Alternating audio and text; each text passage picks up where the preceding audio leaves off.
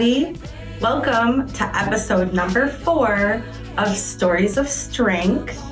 A lot of you have, or hopefully a lot of you have tuned in and heard a few of my first episodes that have come out and are getting the gist of what this is all about, what this project is for. It's all about inspiring people. It's all about helping people that just really are looking for a better way to go in life, and hearing stories of people that may have been in the situation that they're currently in now, and then having success later. I mean, what a way to identify with somebody and then hopefully gather some inspiration for it and make, a difference in their own lives. And then I love to really showcase amazing professionals that I know. And I've heard some of their stories. Some stories I've heard a little bit and I hear the full story the first time here. And so a little bit of that's going to happen today. And as you guys all already know, the beginning of the podcast is truly about giving gratitude to my guests. So today I have a very, very special guest. Her name is Debra E-Leon. Debra, I just don't know. It's hard for me to come up with the special words for such a special person that has touched my life and has touched many people's lives. And she's an incredibly hardworking person. She's got one of the strongest moral compasses that I have come across in this industry. She speaks from her heart, and she really means it. And I feel very, very, very fortunate and honored to be able to call you a friend, and most importantly a friend, but also to be able to do business as well with somebody of your caliber. So Debra is a guest today. Debra has a very important story, a very, I think, hard story to share. So that's the part I want to give a lot of gratitude for. I've mentioned this in other podcasts. It's really hard to open up and become vulnerable and to do it in front of a camera and know that other people will see it. Okay. So I want to thank you for being brave and for being here today to share your story, because I think it could really help somebody. And so without further ado, let's kick it off. All right. So I like to keep it really conversational. I don't want you to feel any pressure. I'm really going to just ask you maybe some questions as they come up. We're going to have fun, all right, as much as we can with hard adversity stories. And we're going to, and so the first thing I'm going to lead it out by is handing you the proverbial mic. So it's your floor. And I just want you to start at the beginning of the story you want to share. Wow. Well, first, thank you for having me. Appreciate you and everything you said right back at you. Thank you. I'm like, that's very kind. I'm like, wow. Let me go back outside and come back in. So the beginning of the story, well, it's a really long story, but we will start with my husband and I have been married for now 26 years. And so they got married at 10. We were 10. Yeah, 10 years old. And we have 2 incredible children, Zan, our firstborn, and Ava, our secondborn. They're 8 years apart. And so in our marriage, in our relationship, my focus, my goal was to be a great professional, right? Give my all at everything that I do. But before that, be a great wife, be an amazing mom. That's my goal, right? When you have kids, it's like, I wanted to be the best mom ever. Yeah. And I felt like I was checking all the boxes, living life, doing all the things, showing up to all the events, making sure that they had the best that we could provide. Yeah. Everything, we're believers. Our foundation is faith. And so, check the boxes, all the things that, you watch I grew up watching Leave It to Beaver and I Love Lucy. Those are my shows. So I had this idea of what I wanted my life to be. and marriage, and so I'm married. You wanted the honey apple. Yeah, all of it, right? And I'm married to my hombre Ricardo. It's so funny. We just saw that documentary. Oh my gosh, so good. And I told him, I said, I feel like we're like Lucy and Ricky. I just need the red hair and be like 20 shades lighter, but that's all. I love it. Right. So anyhow, live life. We're born and raised in San Diego. We're in San Diego doing all the things. About 12 years ago, we moved out to Arizona, and it was going to be a temporary 2-year move because I'm not living in hell. And by I'm heat, not she moving means. there. By heat. Yeah, because, I'm a San Diego girl. I love my beach. She wants the water and the right. breeze. We love the perfect ocean. weather. And right? Absolutely. So it's like, so we moved to Arizona, and believe it or not, I fell in love. I love my community. I love where I live.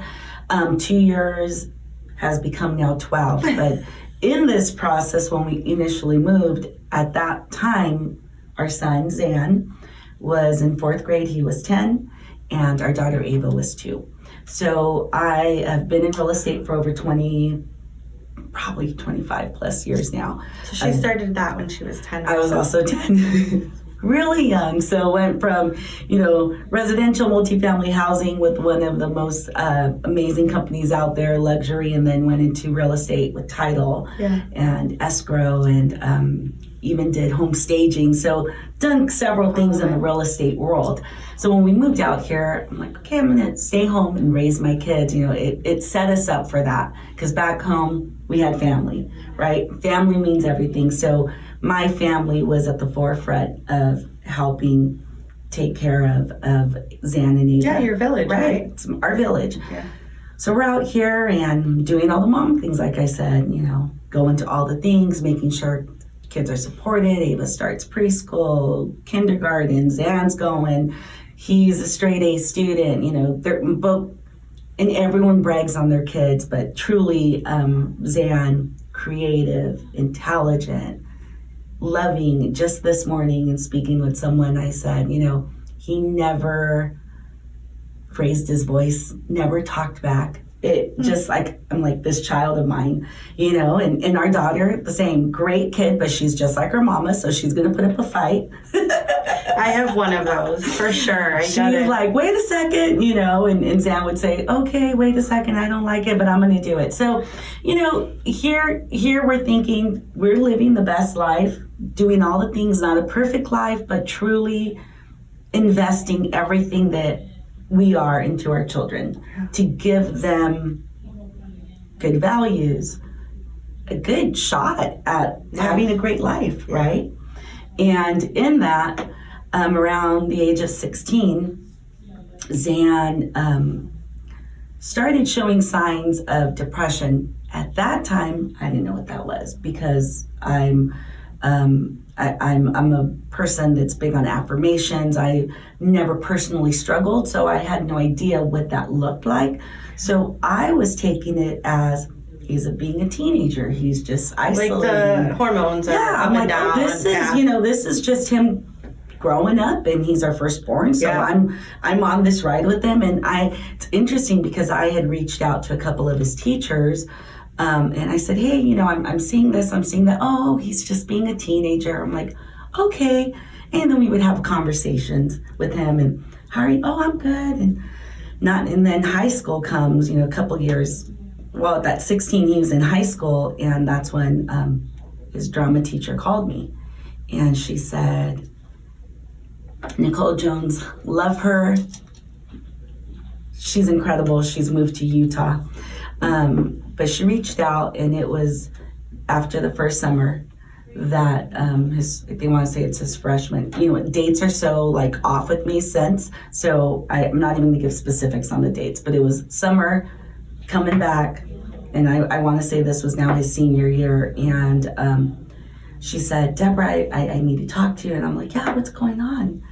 She says, I just a little concerned right now about Zan. I said, okay, what's going on? And at that time he was, and you're like, yeah, and I'm like, what? Because he was leading role for Maxwell Smart. He was, Sir Maxwell Smart, and he loved theater, right? He's, like I said, top of his class, athletics, he did it all. Yeah. But theater really captured his heart. And that was his creative expression. He loved to perform, he loved to make people laugh, and so she tells me, I've been following your family all summer. You've been doing a lot of incredible things, vacations.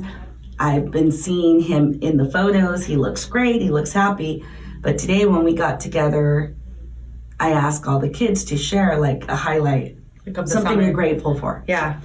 And I was really concerned. He had nothing to share. And I was like, what? Like, that makes no sense. Like, what?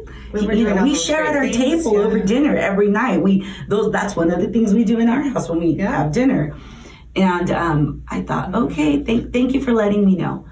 So I shared with my husband. We waited for Zan to come home, and I just talked with them. And I said, hey, how are you doing? I didn't throw her under the bus. I just started probing, asking some deeper questions, and it was really interesting. He says, Mom, he's like, I think I need to talk to somebody. And I said, absolutely, son. And immediately mom mode is like, the best therapist, the best doctor, the best, like, I don't care. I will take out, all the equity out of the house to make sure that my kid gets what he needs. Absolutely. And Zan had started talking with the doctor and therapy, and we thought everything was good because, once again, I don't know what this looks like, right? So he looks fine.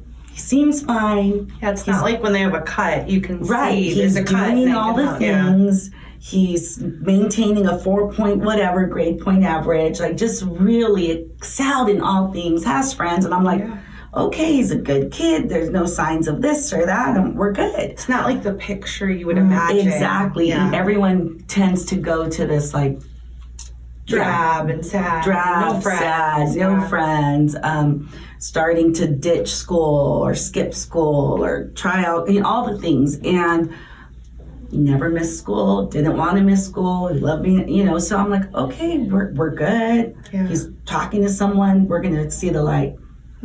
Fast forward, he graduates. He has a full ride to NAU.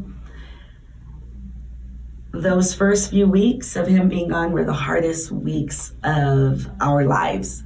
And I told someone today, because I was having another conversation with someone who was asking me some questions as well. And I said, it's really interesting because I feel that I was grieving my son when he first left to school. It was so intense. And I know that the friends in our community understood, but I think they probably thought, you're being a little exaggerated. And in Espanol, overprotective. Yeah, and in Espanol, you say exagerada, right? A little over the top. Like, come on, helicopter mom. And like, I'm not a helicopter mom. There was something within me that I just knew. Like, your kid. Right. Your kid. He's not in my house. Like, I hope he's okay. Yeah. And while he was at college, he continued on with therapy. He had a new therapist. Like, he was on top of his stuff. One of the things that we talk about, like, he was so intentional and very forward thinking in everything that he did that, the FAFSA, we didn't do any of it. My husband logged in to finish up what he needed to do. He did all of his everything. We didn't touch it. So very independent. Like, take charge. Yeah, so stuff. You're thinking, okay, man, this is great. Like, yeah. And it feels like he's mature enough to be at school. No, Mom, I got it. Don't want you to worry. And freshman year, we get through. We're like, okay, this is good. Comes home for the summer. Incredible summer. We had probably the best family vacation with friends.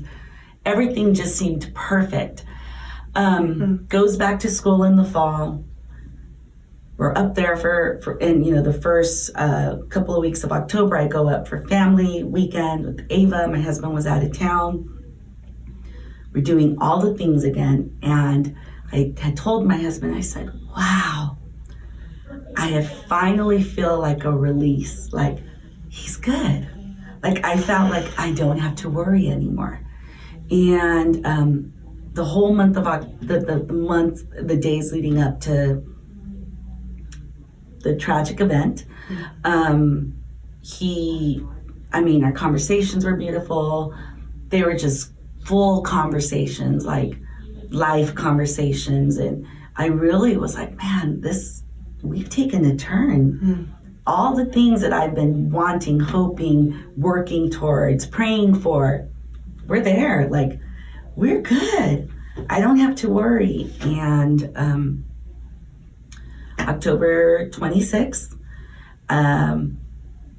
I FaceTime Zan every Saturday. We text every day, and we would talk every day, but Saturday mornings, okay, what are you doing? So we FaceTimed him. He was so excited. He had just worked out for 3 hours. So he was very intentional about living healthy for the most part, and just making better choices to help him with the manic and depression and the bipolar that he had been diagnosed with while away at college. So on that phone call, he was pretty upbeat. Seemed like it was great. Good. I'm hanging out with my friends. They're coming. Great. So then the day goes by. Around 9:30 at night or so, my husband and I went to dinner, and we watched a movie. We went to see a movie. It was I think it's Peanut Butter Falcon. So Zan was a movie buff. He loved movies. He loved screenplay. He loved that stuff. So we saw the movie, and then we went to dinner. And while at dinner, my husband, he's like, "Oh, Zan's gonna love this movie. Let's call him." We had a very, very close relationship. Like you wanted to share this cool movie with Jesse. So you call him, and he's like, "Oh, I'm with my friends," and they were at a dorm. He had treated his friends to a movie, I guess, and they had gone to dinner, and they were just hanging out listening to music. And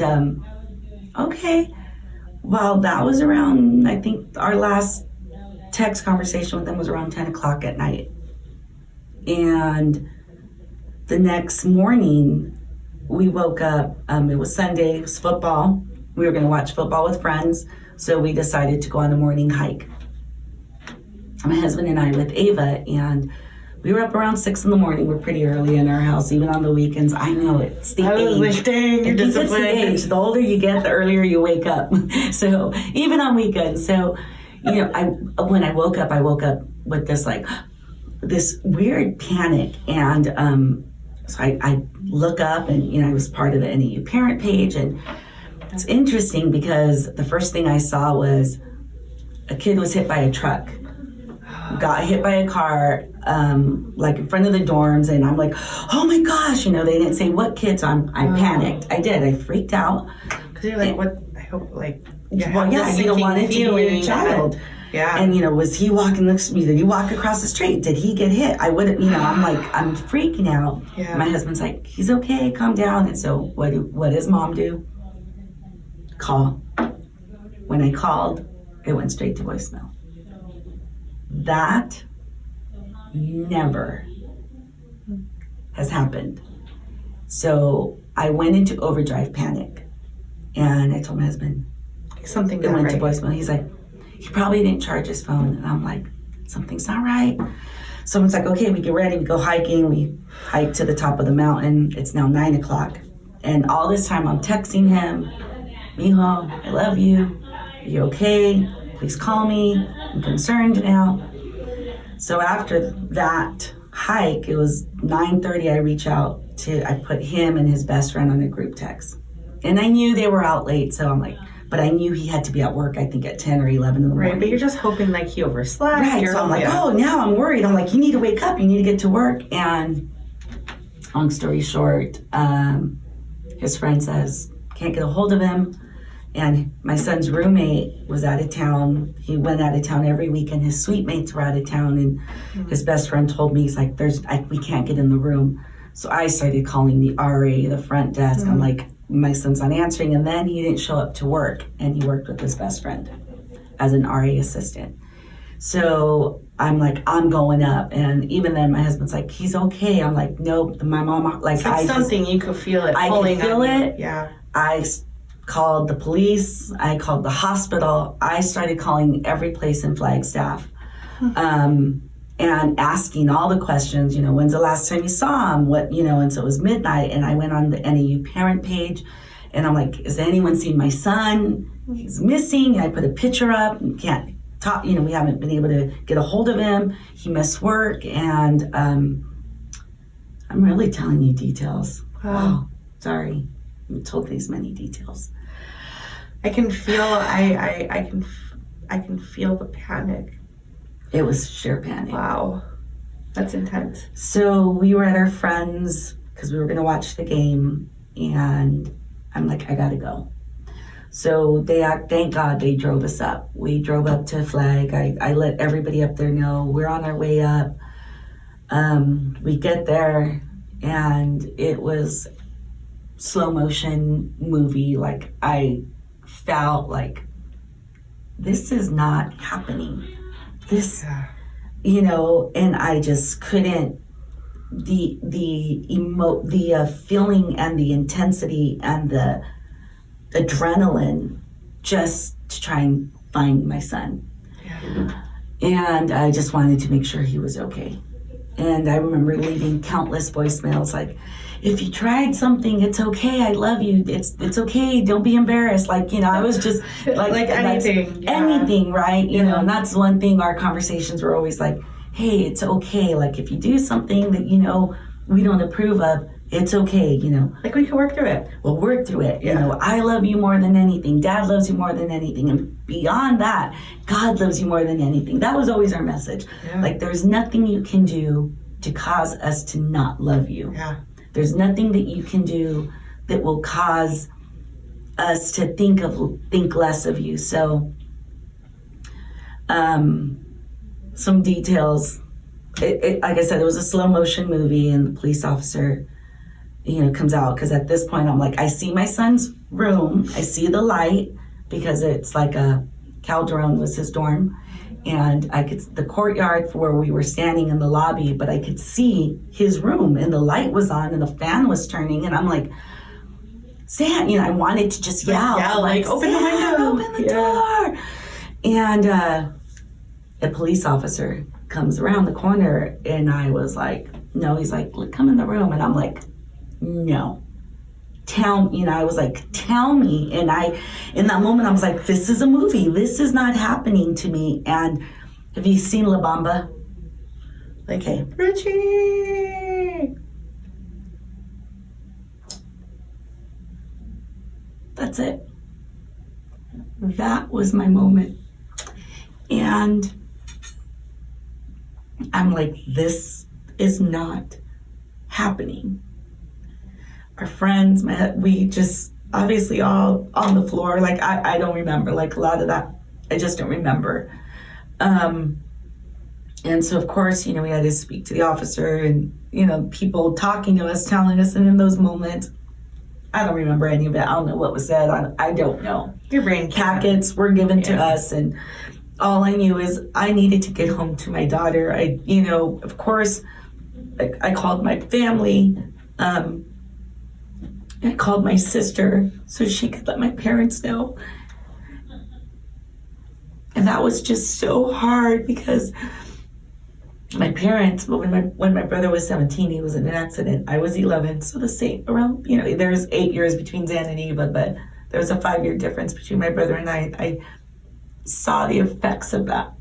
And so that was one of the reasons why, going back to marriage, I was scared to have kids. I didn't want to experience what I saw my parents experience.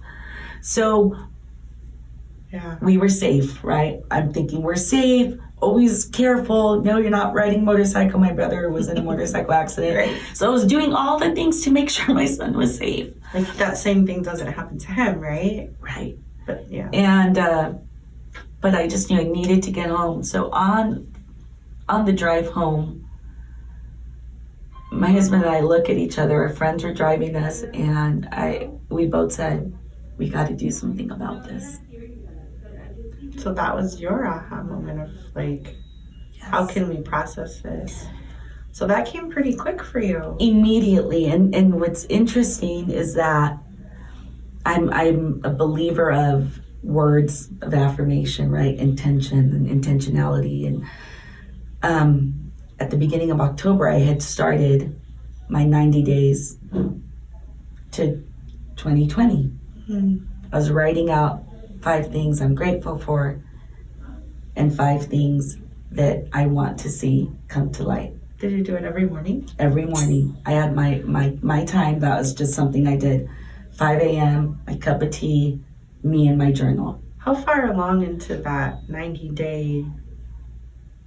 So October. So you had just started like October 25 days before, 27 days before. 26 days. Yeah, 27, because by the time. So in that journal, I have 27 entries and have not gone back to it since.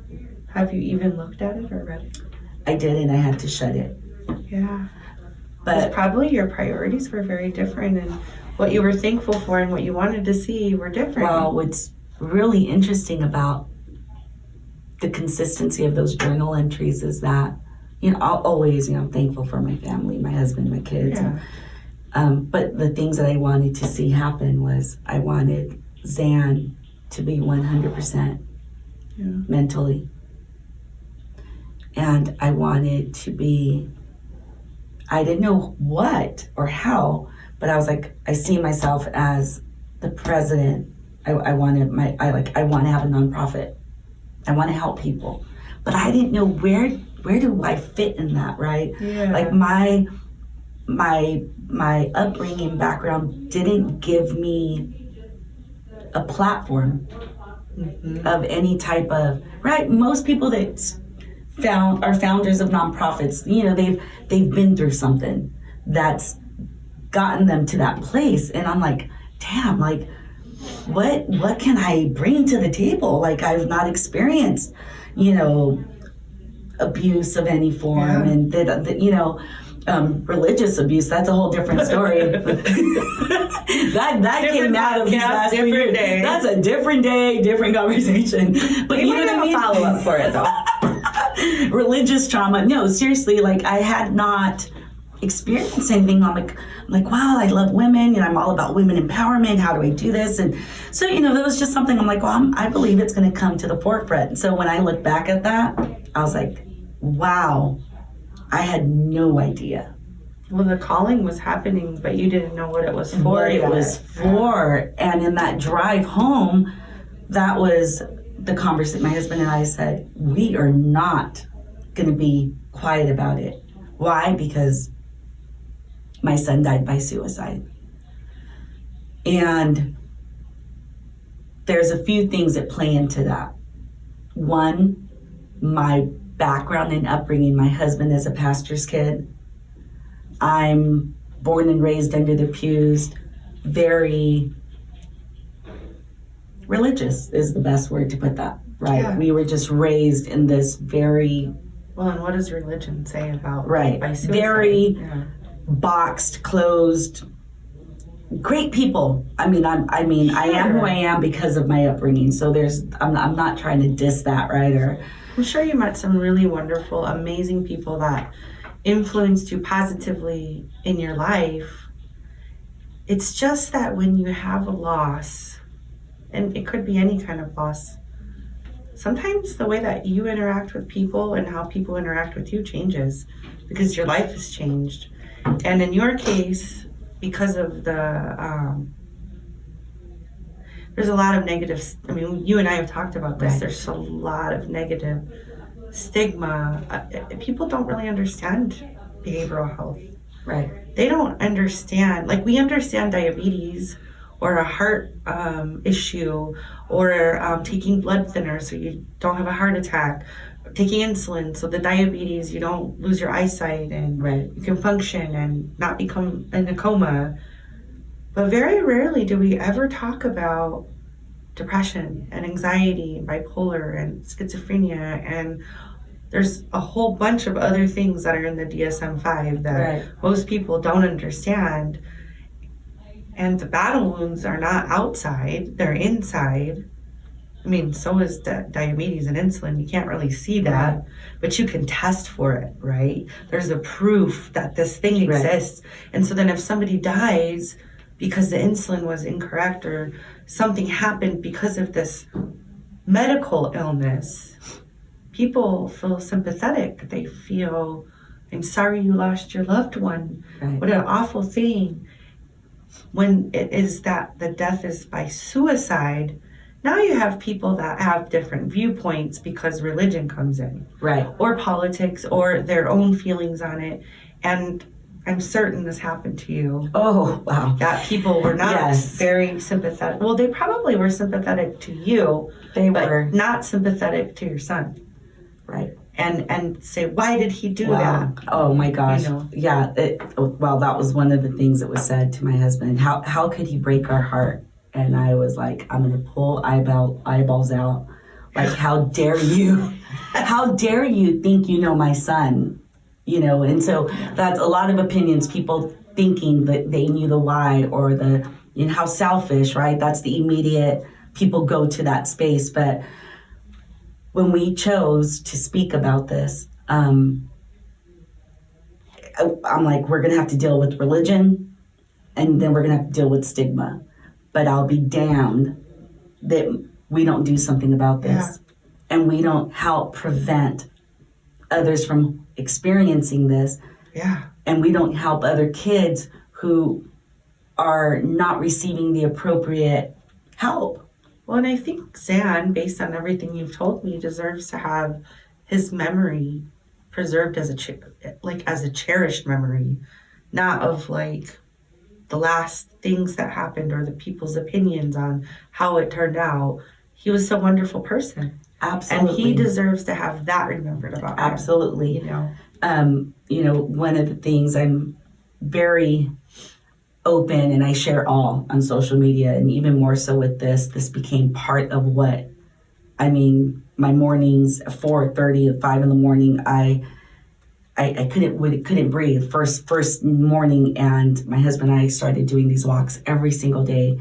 So I started sharing because it was just a way for me to be able to release. So the walk started the first morning after you told the news. That I started like sharing, because we always would wake up and walk, but it became part of what I needed to do to breathe.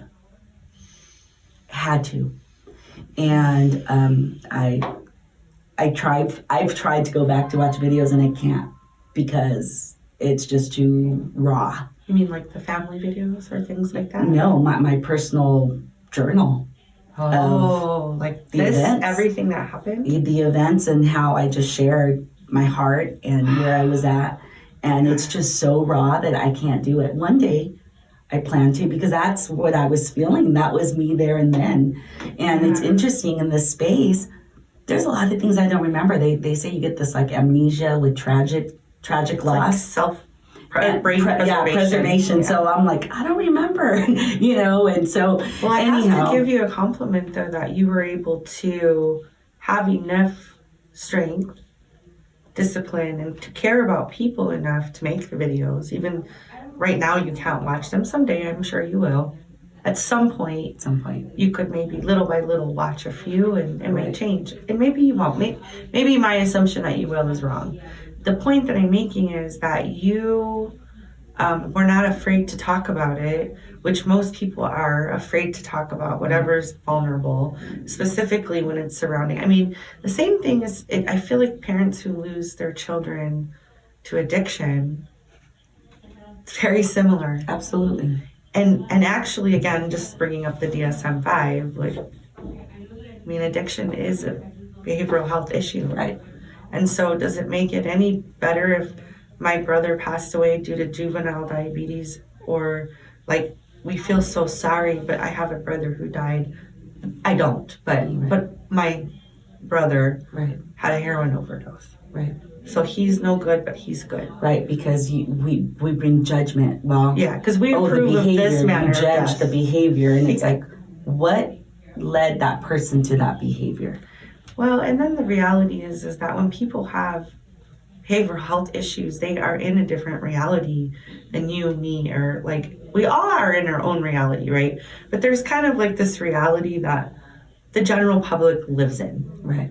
But the people who have serious behavioral health issues, their brain does not see the reality in the same way. But unless you've experienced it yourself, or you've had a family member close to you that deals with that, it's virtually impossible to understand the depth of the pain, Right. of the desperation, Right. of the not knowing what to do next or not thinking there's a next. Right. So for like somebody who has zero idea of what that means, sure, it's easy to judge. Sure, it's easy to put blame. And maybe like even they feel like they're making you feel better by giving that sort of sympathy. Mm-hmm. I mean, most people are not evil. I don't Right. think they No, want to reach out to be evil. It's not from a bad place. But it's an ignorance place. It's from a lack of knowledge. Yeah. And pure ignorance. It really is. And that's,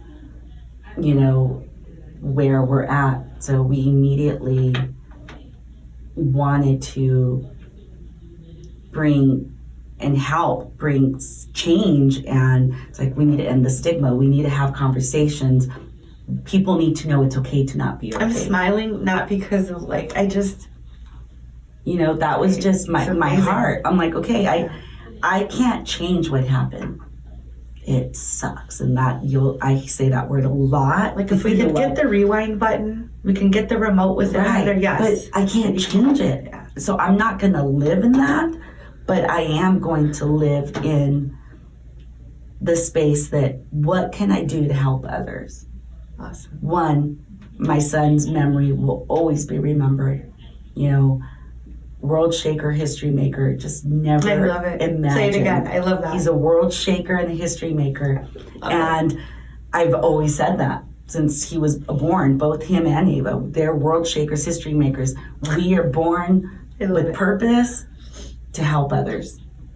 Yeah. However that is. Yeah. And so very intentional with raising the kids, right? Raising our son, and to be a good human, to be kind, to love people, to help the less fortunate, to, give to the needy. I mean, he had a heart for any time there'd be homeless, we need to go get them food. That's what we wanted both Zan and Ava to have, and it's compassion and be empathetic. Good humans, that's it. It doesn't cost anything to be a good human. So I'm like going off track here. It's okay. I'm going off track, but the bottom line is, how can we help? Yeah. So immediately, we're thankful for the village of friends that we have. Friend of ours is an attorney here in Arizona, and immediately reached out. What can I do? I'm like, I need to start a foundation. You're like, help me put together the documents for a 501c3. We need a foundation. We need to help people. I don't even know how to do it, but we need to make this happen. And he immediately, what do you want to call it? Zan, you matter, because that was what my husband immediately is. Zan mattered. And of course he mattered. Everyone matters. Sometimes in the space, though, people feel like they don't matter. Well, the individual, especially when they're going through the pain, they feel as if they don't matter, and that actually probably the people around them could be better off with them not around. Right. Which is really just the depression voice talking. The mental health voice is not healthy right now. Right. But that is what that person believes. Absolutely. They do believe it. That's a really hard thing for people to understand. But I think it's really amazing. So I think the name of your foundation is very cool. I think it's kind of an interesting name too, because you could put other names in it, like Sarah, you matter, or Dylan, you matter. So many people need to hear Debra, you matter. Right. I mean, it's just so to tell a little bit more about the foundation. What are you doing with it? Who do you talk to? Who does it help? Well, that's a great question, Heather. I'm putting on my interviewer hat. That's a great question. Well, let me tell you. Well, we are in the infant stages still. It's pretty cool because, yes, immediately we got the name, nonprofit status, 501c3, all of the legal stuff taken care of.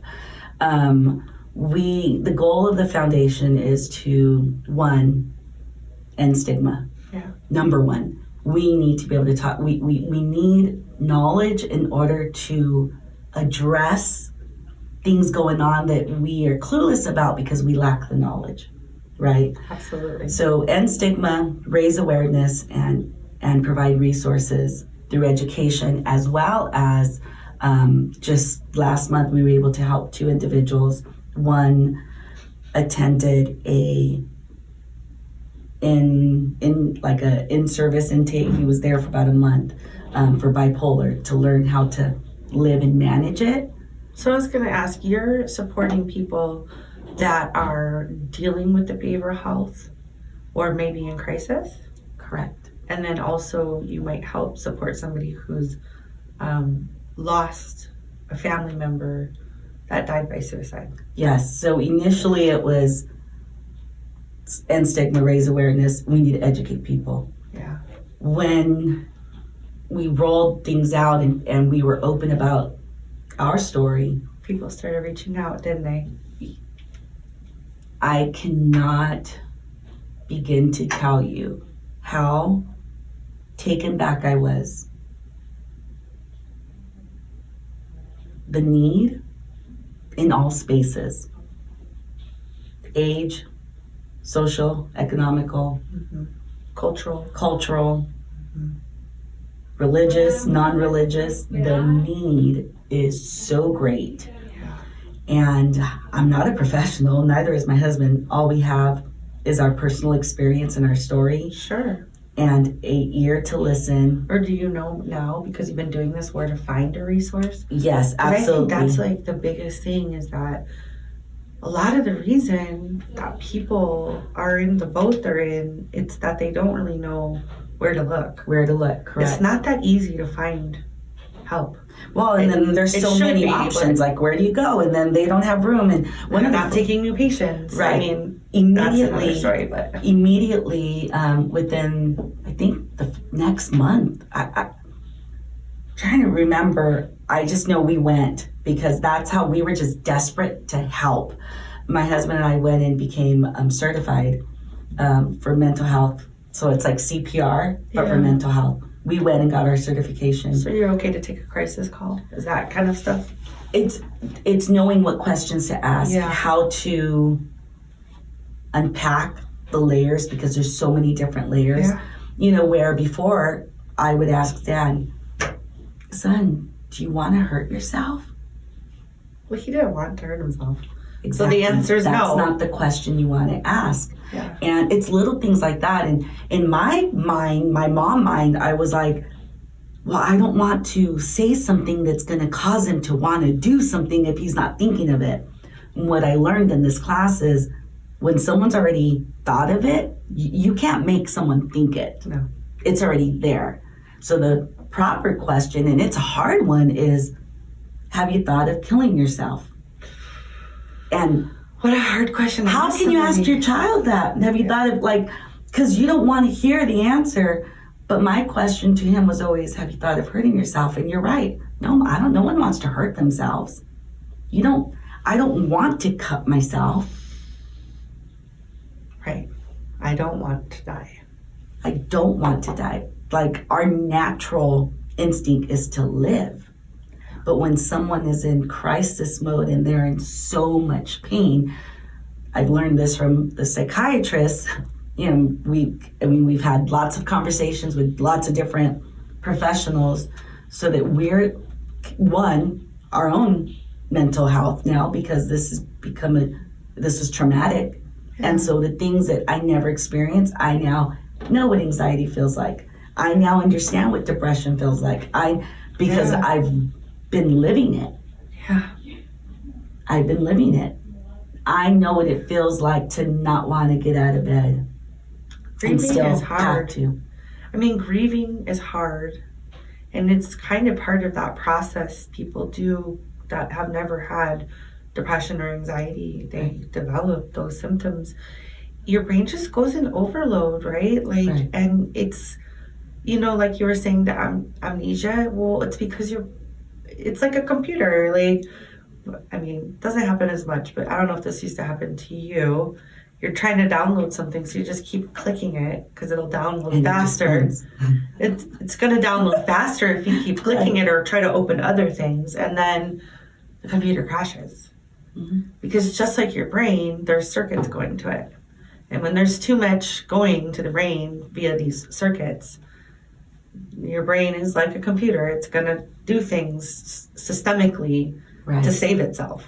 Yeah, what was really interesting is that Dr. Gottlieb, he's a psychiatrist out of Scottsdale, a good friend of ours.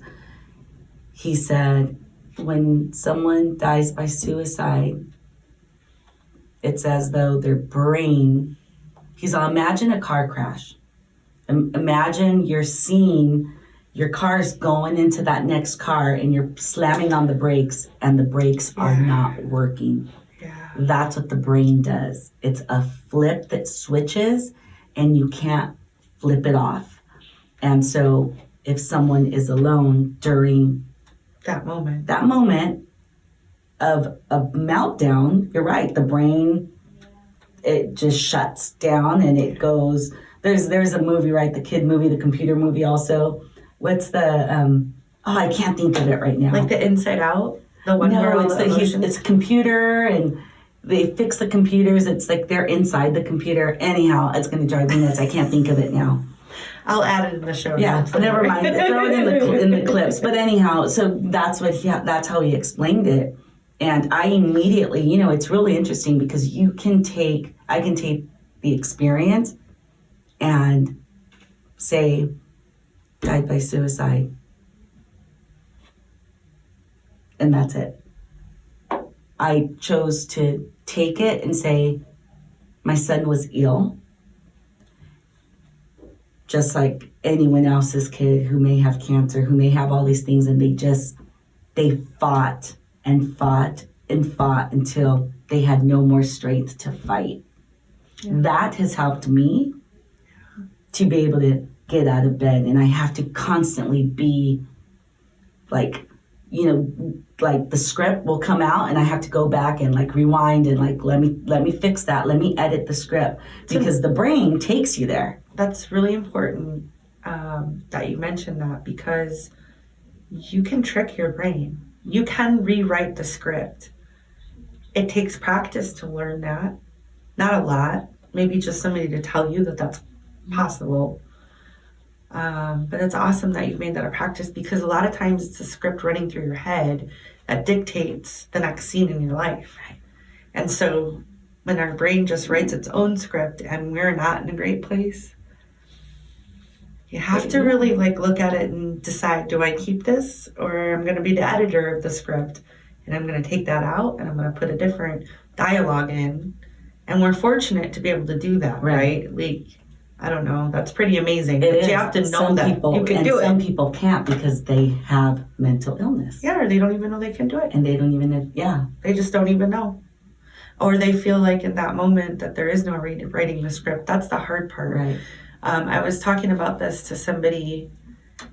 When people have been through enough things or they have behavioral health issues or maybe they came up like in a rough environment or they went through... any number of the topics that will be heard on my show, our brain sometimes believes we're inherently flawed. And how do you rewrite the script when you believe you're inherently flawed? And I've had that feeling in my own life. And I've had to sit down and I'd really have to trick my brain and say, you're not inherently flawed, Heather. Right. And to say it enough times that my brain believes it.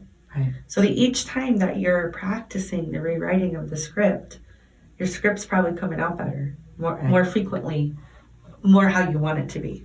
Right. The moments are not as frequent, right? Yeah. As time passes, moments come, but they're not as frequent. Yeah. So, absolutely. Yeah.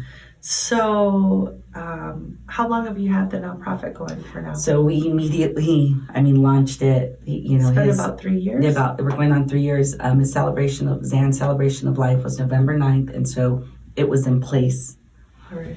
The name, the foundation was, and then the 501c3 was like 2 months after we got that squared away, which is great. Since then, initially, I brought these with me because I wanted to share. We're still, right, it's a constant evolving, but stickers, right, because that's the thing. So we handed these out at his celebration of life. So that's for you, Heather. You matter. And that's my son. So if you see those around town, friends take stickers and they place them everywhere. A friend of ours who went to NAU, who is a teacher, she's in Europe, and so she sends me pictures of where she puts the stickers. Aww. And the last one was at the Coliseum, and she sent me a picture. So I'll post those on Instagram on his page. But it's evolved. We had our first fundraiser last October. Because, COVID and all things, it sort of shut us all down to do everything. And then that was another layer, right? He transitioned. I like to use the word transition. He transitioned in October. November, December, I worked for an amazing company that gave me that time off. Both my husband and I were off for about a month. So we really used that time to work on not even healing, because we're still healing. But we worked on that time just to be.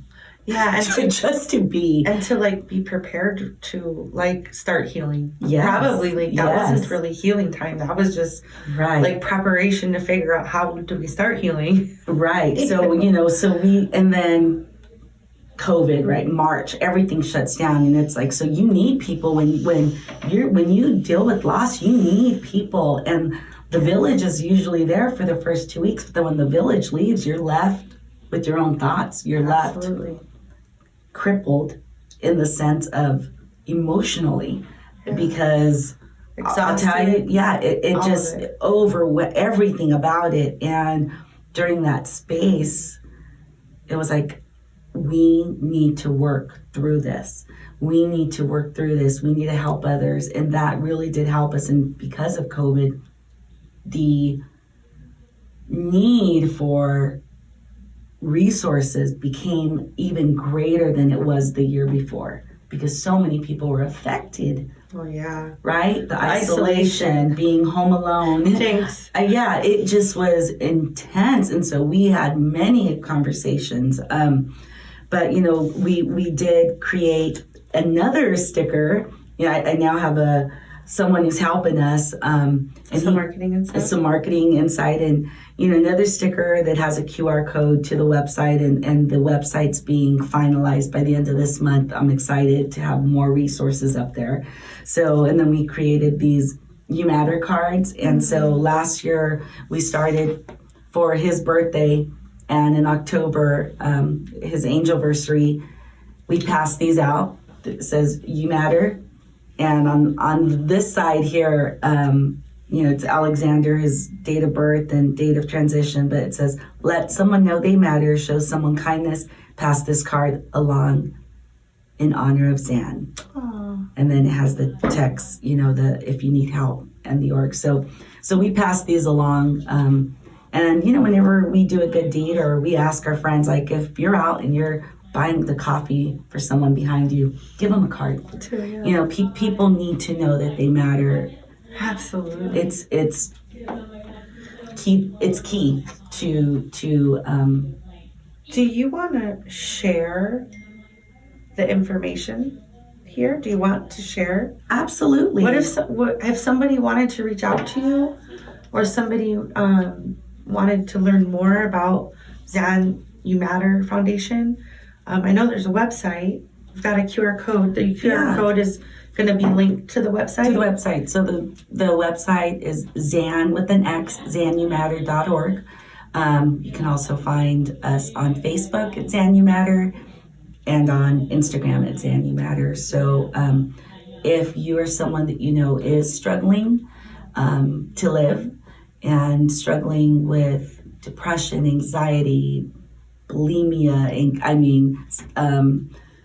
oh my gosh, anorexia, any of those things, they're all forms of behavioral health. Anxiety, yeah. All those things. we have the national hotline now that's 988. You can call or text it, and they will route you to. So 988 is like the 911, but for 911 behavioral health. Behavioral health. I will say that Arizona does not have the funding for it, which really saddens me because we have one of the highest suicide rates. Right? Where's our priorities? That another conversation for a different day. Yeah. So, that's just a whole nother conversation. So 988 doesn't work in Arizona? Well, here's the thing. It works, but they don't have the resources to share. So, and I say it works because I tested it. I was like, before I give out numbers, I text 988 and it says, okay, you have to agree. So you agree, and then it will outsource you. So there's no Arizona resource, but you will get to somebody. Okay. So that's super important. But there is, like, you can also text home to 741-741. And that's another option if you just want to text somebody. So home to 741-741. Okay. Ideally, the things to look for if someone is in crisis mode, get them to the ER or call 911. If they are at a point of crisis, they need to be seen immediately. Yeah, like don't wait. Don't wait. If someone's talking about it, get them some help immediately. Schedule an appointment with the therapist. Go to your primary care doctor. Ask them for a list. There are resources out there, but believe it or not, they are limited. No, they are. I understand that, and it's really great. I know that there is like this also suicide hotline, right?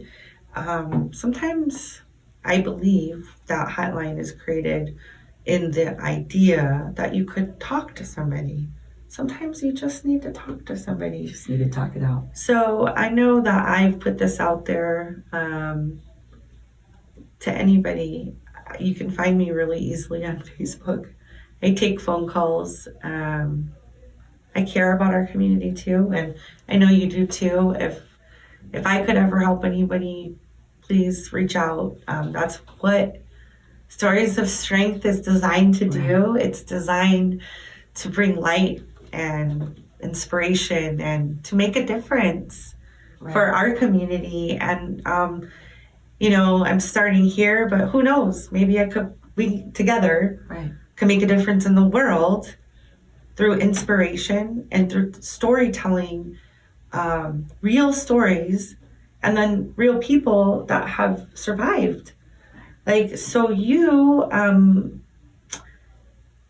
since I know you professionally, I knew you during the time when this happened, and I didn't know you were going through that. I really didn't. Debra, you always have a positive outlook, a positive attitude. You were able to be strong in order to continue doing your work because you still had the bills and the life, unfortunately, it doesn't stop. Life doesn't stop. It just keeps going. It does. But for you in those moments, it does feel like it needs to stop, I'm sure. So I have to give you the accolade of like being an outside viewer, just having really no idea what had happened. I think probably it's been about a year that I know the story of Zan. Mm-hmm. And you've continued to grow in your career. Like, I think you've had a promotion since this happened. Yeah. If I remember. Maybe 2, I don't know. Yeah, interestingly enough, pandemic, right? We're home, and I'm really out of the box when it comes to creativity and thinking, and that's why I think you and I connect so well, because we're like, what can we do? Yes. Let's make it best, right? Yes, my personal tag is provide value and serve with excellence, and I really, really strive to be that. In all that I do. So I received a call, and they were to be recruited to another company, and I'm like, why would I go? Like, I'm doing really well right now, even in the pandemic, thinking outside the box. I'm doing all these different things, and it's, business is better than ever. And I did. I made a move. They say the grass isn't always greener. but sometimes it is better. So, longer, softer, better shade. Flush, and so I moved over to an incredible company. You can say it. Okay, I wasn't sure. Yeah, I work for OfferPad. I bleed orange, and it's true. I didn't wear an orange dress today simply because I didn't want it to clash. She doesn't know what the backdrop looks like. Yeah, I'm like, I didn't know. It would have worked. Darn it. Just no green. No green. Yeah, I don't know if she said don't wear orange or anyhow. So it's been great. So they brought me on to help spearhead and launch our Age of Partnership program, which since has developed into the partnership program, and was in just Arizona. Now it's across the United States. In all of our markets, there's 22 of us, and it's just exciting. So I have the honor and privilege to work for an incredible company who is about people. It's about helping others, and we have solutions that people may need in their home buying and selling process, which is great because I'm able to still work for the agent community that I love, agent and brokers, to give them a resource so that they can provide to their customers an option, because ultimately the goal is the customer. So I see a common thread here. You like to give people resources and be a resource and serving people, and it's your servant heart that brings success to you, and it'll continue to do so. I really believe that. And I'm just thinking now about what it must have been like going for a new job with the experience you did and you still got that job, and you have done very well in your job, and I've watched you grow and blossom, and I'm just very proud of you as a friend. I have admiration for you. Your strength is incredible. I mean, I think I shared this with you before. I have 2 little ones, and when I hear your story, or even just when earlier you were sharing the moment of panic, I literally, you made me cry. Thank you. Sorry. But I could really, truly identify with that panic over your child. And the reason I say that is, as a parent, if something's not okay with my child, that is and can be debilitating, and has been. I've experienced it even in their short lives. So I'm sure when this most difficult thing that could happen with your child, the fact that you were just able to continue and grow and think outside of your sorrow and your grieving to create something in your child's memory that can also help other people, it's just incredible. And I really want to say thank you so much for being here. Thank you for opening up. I know that it's, I know you've shared about it, but it's it's different when you go through the memory and you're sharing the whole story again. It's different when you're sharing bits and pieces to telling the whole story. So I'm very thankful that you were open to that. And I do believe that somebody's going to hear the podcast. It's going to make a difference for them, and just truly, you matter. You matter. You matter. Everybody matters in this world. And you guys all know that what this podcast is about. People matter, and people can become successful. We can be happy. We can help others. Again, thank you so much for being here. Thank you to my listeners.